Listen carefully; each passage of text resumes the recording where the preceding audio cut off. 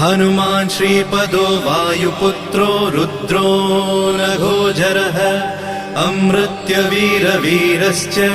ग्रामवासो जनाश्रयः धनदो निर्गुणः शूरो वीरो निधिपतिर्मुनिः पिङ्गाक्षो वरदो वाग्मी सीता शोकविनाशकः शिवः शर्वः परो व्यक्तो व्यक्तो धराधरः पिङ्गकेशः पिङ्गरोमा श्रुतिगम्यः सनातनः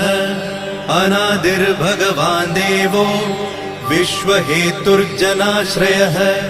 आरोग्यकर्ता विश्वेशो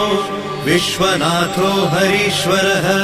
भर्गो रामो रामभक्तः कल्याणप्रकृतिस्थिरः विश्वम्भरो विश्वमूर्तिर्